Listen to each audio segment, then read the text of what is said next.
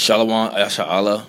I want to start off by giving all praises, honor, and glory to Yahweh, Bahashem Yahushai. Double honors to the apostles and elders of Great Millstone. Salutations to you brothers to the four corners of the earth, teaching this word in truth and sincerity. And right here, as you see, is a guy that calls himself a Tazawan, which was previously a GMS follower and not a member. Okay, let's just put this out there, because he wasn't a member. He was just a follower, an outsider standing on the other side waiting to come in. And it's beautiful the Lord didn't bring this guy in, because this dude's spirit wasn't right, and he was just someone, he was just a spy, okay, or someone privately trying to seek out our liberty, or try to spy out our liberty, okay. But nevertheless, this guy ended up returning to his own vomit, okay, started to believe in a flat earth. Mainly, I want to point out this dude, this bug out says a shape up is not a sin, because he got a shape up now. So now he says the shape up is not a sin. But this is just an example of a dog returning to his own vomit. So Proverbs 26 verse 11, it says, a dog returneth to his own vomit, so a fool returneth to his own folly. You see? And that's all you are, man. You're nothing but a fool, man. Okay? To run around and now say shape-ups is not a sin. Okay? Now to become a full-time scoffer? Come on, man. You guys are out of there. And it just shows you, you know, you gotta watch, man. You gotta watch these guys trying to come in and cross over to your camps, man. You really gotta try their spirits, man. Because a lot of these dudes' spirits ain't right, man. You know, now everything that the apostles taught was wrong. Now we, since we're crying out loud, sparing not on the streets, now we're carnal. Now everything the apostles and the elders have taught is just all wrong. Brothers ain't brotherly. Now we're just all carnal members, you know.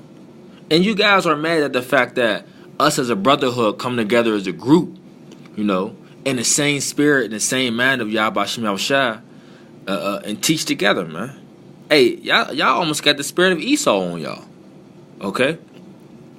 We'll get a scripture, 2 Peter 2, verse 21. It says, For it had been better for them to have not known the way of righteousness, than after they have known it, to turn from the holy commandment delivered unto them.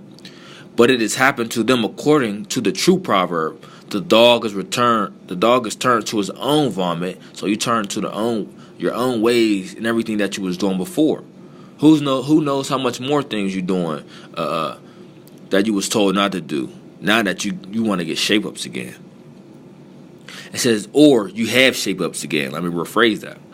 It says the dog is turned to his own vomit again, and the soul that was washed to her wallowing in the own mire. Okay? So now you return and doing everything that you stopped or that you repented for, and now you all turn back to it again. And we know why you're doing it. We know why you're doing it, because you're doing it to please a damn woman. Okay? That was your problem. You never had your focus on your Yahweh Shem Yahushai, on the scriptures. You always had more your focus on a woman. And I seen it, man. I seen it 2 months through spiritual discernment before you even came out and became a scoffer. I seen it. I seen how your spirit was. And I said, this guy ain't right. Something was wrong with this dude. You know? And the spirit manifested it. Okay? The spirit manifested it. And me being a brother, I corrected you on once or twice about always focus on about women, okay? Putting stuff up about you know, your mother or whatnot. I told you about that as me being a brother, you know.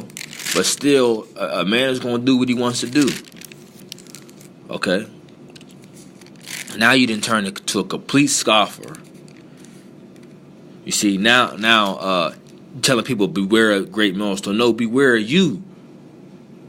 Okay, you the bug out that couldn't handle the pressures of the world, that you couldn't separate and balance between the two. Don't blame that on Great Millstone. Blame that on yourself, man. Okay, you were just a babe, right? That choked on the milk and couldn't handle the pressure. Okay, you didn't know how to separate and distinguish between the two. So you need to take that as a man and tuck that up yourself. Okay. When I get Matthew 13 and 18, it says, "Hear ye therefore the parable of the sower. When anyone heareth the word of the kingdom, and understandeth it not, then cometh the wicked one, and catcheth away that which was sown in his heart. That is he which received the seed by the wayside. But he that received the seed into stony places, the same is he that heareth the word, and anon with joy receiveth it. Yet have he not root in himself, but endure for a while." And this is you, because you didn't have root, but you was enduring for a little while. You was coming on the highways and byways for a while, listening to the brothers or whatnot. You see? And then it says, "For when tribulation or persecution arises because of the word, by and by he is offended." So tribulation came to you, because what? You came into this knowledge, wisdom, understanding. Hey, what did the scripture say in Ecclesiasticus? I'll get it real fast. Ecclesiasticus 2 verse 1, it says, "My son, if thou come to serve the Lord, prepare thy soul for temptation." So you got to prepare your soul. You got to prepare your mind of basically the hell that's about to come across you, the destruction, because it's all supposed to try you. Okay. It says, "Set thy heart aright, and constantly endure, and make not haste in a time of trouble. Cleave unto him, and depart not away, that thou mayest be increased at thy last end. And whatsoever is brought upon thee, take cheerfully, and be patient when thou art changed to a lower state." And this took place, man. Okay. Hey, but the Lord already told you, if you come to serve him, prepare thy soul for temptation. You see? So when you go back to Matthew 13 and 21st verse, it says, "Yet have he not root in himself, but endure for a while. For when tribulation or persecution arises because of the word, by and by he is offended." And that's what happened to you. You got offended, but you really try to blame it on Great Millstone. Okay, you try to blame it on Great Millstone, and why you didn't go get a job, or why you didn't go back to school, or why you didn't hate your family, blase blase. No, man. No. You didn't know how to balance the two. As what? As being a babe. But guess what? Also me, as being a babe, I had difficulties that I had to deal with, and I had to separate between the two. And I learned how to do that with the balance. Okay? Thawada Yahbashim Yahweh. Because as I can see, everyone is not able to do that. Okay? But them are things you do as a babe. Now, I'm also still a babe, but I overcame them type of situations. Okay? For trying to be super over righteous, and just not deal with people at all. Okay? For family, for that matter. Verse 22, it says, "He also that received seed among the thorns is he that heareth the word, and the care of this world and the deceitfulness of riches choke the word, and he becometh fruitful." See, it's you as well, okay? Because you got care of this world.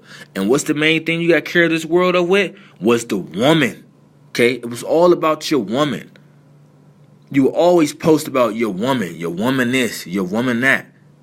That's how I know in the latter times, as I've seen you was falling out, because I've seen it through the spirit, it was all about your woman, man. Okay? And that was your care of this world, okay? It was really behind your woman. Verse 23, it says, "But he that received seed into the good ground is he that heareth the word and understandeth it," which couldn't have been you, "which also bear fruit and bringeth forth some 100-fold, some 60, and some 30. And that's a man that understandeth knowledge, wisdom, understanding of Yahweh Shah, that goes on the byways and teach, and bringeth forth more fruit." Okay? that guy becomes fruitful. You see, meaning another thing, what he used his talents, man. Okay, he doubled his talents. I mean that going to that's a different parable. You know what I mean? But he became fruitful. You see? But pretty much, this is what happened to you, man. You choked on a word. The things of this world became more important to you, for that woman. You see?